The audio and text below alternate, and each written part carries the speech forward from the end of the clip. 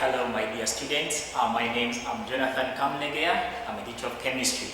Today I'm here to discuss a new concept called electrolysis. Electrolysis, here in this case we use electricity to cause the decomposition of certain compound so they can produce electricity.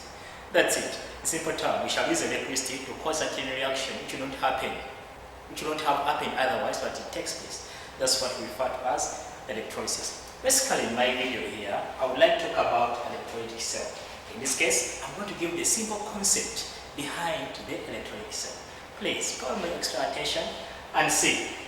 Now here, our electrolytic cell is made up of a battery. It has the electrons and it has the electrolyte. In simple terms, it has three components which make it up.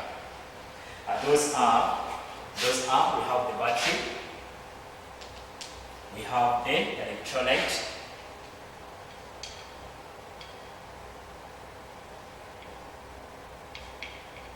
and also we have the electrons.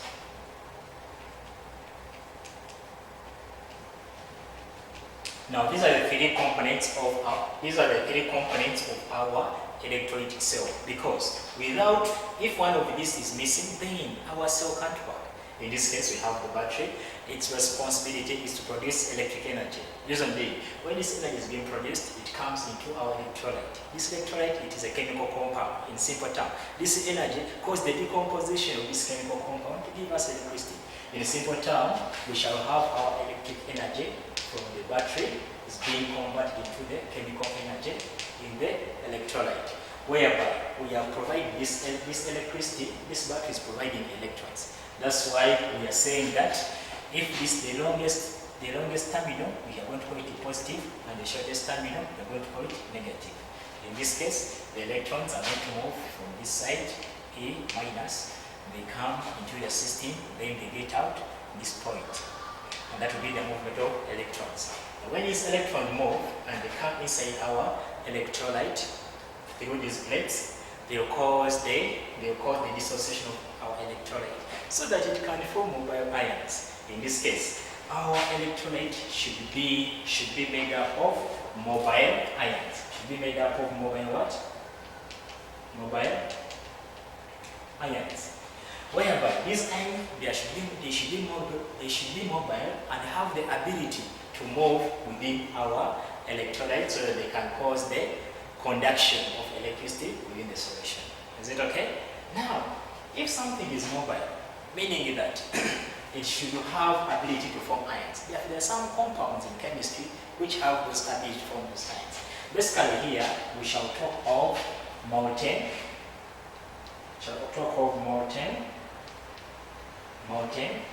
ionic compounds. Here another thing we shall talk of aqueous ionic compounds. And then we shall talk of acidic solutions. And then we shall talk of alkaline.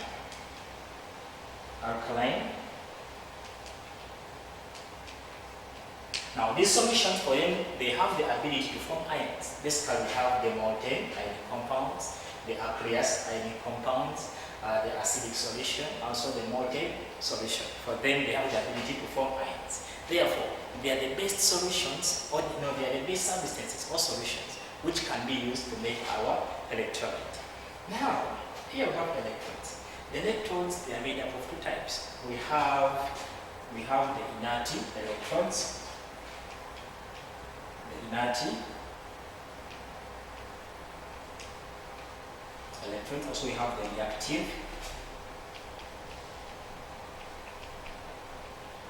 electrons. Now, the inert electrons, basically for them, we shall talk of platinum, and also we shall talk of copper, basically graphite. We shall talk of copper, basically graphite here. That's what we shall discuss. And for the reactive, because that graphite is the part of carbon which can conduct electricity. And here for the reactive, we shall talk of all other metals, all other metals, because for them they are reactive. That's why we should talk of all other metals. We should talk of here platinum and graphite. Basically, here in our discussion, we shall make this to be our platinum. That's what we shall base on for our discussions to take place. We have seen that in our electronic cell, what we need basically, we need a battery, we need the platinum, we need the electrons, we need the electrolyte. Basically here, the electrolyte must have mobile ions. Basically here we shall use the multi-ionic compounds. They can give us mobile ions. The aqueous ionic compounds, we have the acidic solution, alkaline solution. Now, for electrons, for them, there are two types. We have the inert electrons. Basically here we have the platinum and carbon, basically graphite, that's what we use. And also the reactive electrons. In this case, we can take all other electrons. For them, they are reactive. But in this discussion, we are going to use platinum because we need to keep it as basic as possible. Reason being, if we start to use these reactive electrons, for them, they tend to react in the solutions. When they react, they may complicate. Since here we are looking at the basic concepts, we may be a bit confused. But we shall look at that concept with time to come. Now, basically here in this discussion, let me assume my electrolyte was sodium chloride. If I have sodium chloride in my solution, meaning that sodium chloride is going to dissociate to give me ions. It will give me sodium ions and the chloride ions, implying that you have sodium and chloride ions. And we say that if this is a negative terminal, implying that it's going to be a negative electron, and if this is a positive terminal, it's going to be a positive electron, implying that the negative electron, they go to the positive terminal, and the positive ions, they go to the negative electron. Is it okay? Let me repeat here. The negative ions, they move to the positive electron, and also the positive ions, they go to what we call they go to the negative electron. In this case, the sodium ions, they're going to come here for discharge, and the Cl ions are going to come here for discharge, implying that here the sodium ion here, they are going to gain an electron from the battery, then they will give us sodium solid. Whereas here the chloride ions, the Cl ions, they will give us the Cl minus aqueous, they will give us the Cl2 gas plus 2 electrons. We need to balance, meaning that here we are gaining an electron and here we are losing an electron. If you look here, we have some simple concept here.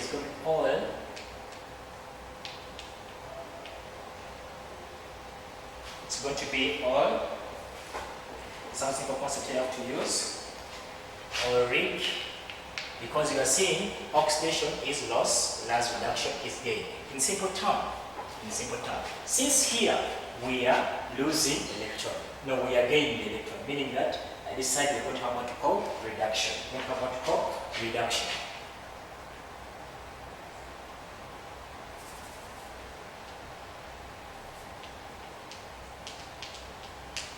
Whereas here, since we are losing electrons, say oxidation is the loss of electron, we're going to have oxidation.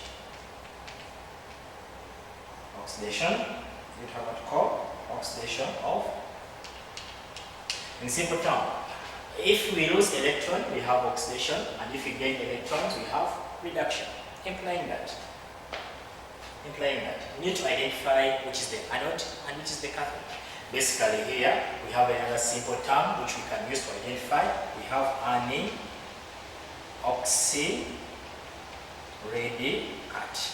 meaning that An stands for anode and Ox stands for oxidation, whereas Rad stands for reduction and Cat stands for cathode. Now, when there is reduction, we shall be calling it a cathode. In simple term, this electrode here is going to be the cathode, whereas this electrode here, where is oxidation, is going to be the anode.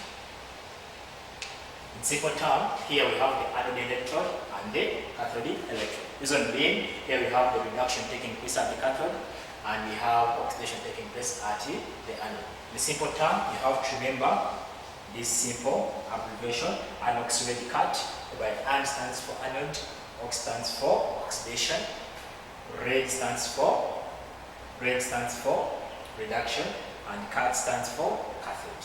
The same concept here. The same concept there, which applies, and oxyradicate also take place. Now, basically, my dear students, what I've discussed today is what we call electrolytic cell. This electric cell has three main components. It has the battery, it has the electrodes, it has the electrolyte.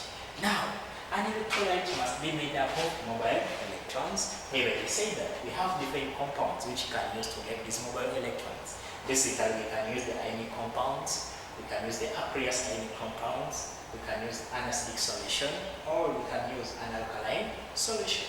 Now, we went further. We say that we have two types of electrodes. We have the inert electrodes, and also we have the reactive electrodes. The inert electrodes, they are basically two. We have the platinum or carbon, basically graphite. These ones will take all other reactive elements before inert group. Now, we went further. We say that in case we have our sodium chloride as our electrolyte, whereby this sodium chloride can be dissociated into ions, which are sodium and chloride ions. Whereby sodium ions are positive, chloride ions are negative. Since they are positive, they are going to be attracted to the negative electron. That's why they have to come here to be discharged. And these ions, since they're negative, they have to move from the negative to the positive electrons. They have to move here to be discharged. Whereby here on this charge, the sodium ion is going to gain electrons. When it gains electrons, it's going to undergo what we call oxidation. As you can see here, it gains electron to give us sodium solid. Therefore, it undergoes what we call a reduction into oxidation. It has to be a reduction into reduction because it's been reduced to that. Whereas the chlorine ion this side, they lose electrons and undergo what we call oxidation. And then in that case, since we have oil ring, meaning that oxidation is the loss of electron. Oxidation is the loss of electron. And here we are losing the electron, so we have oxidation. And reduction is the gain of electron.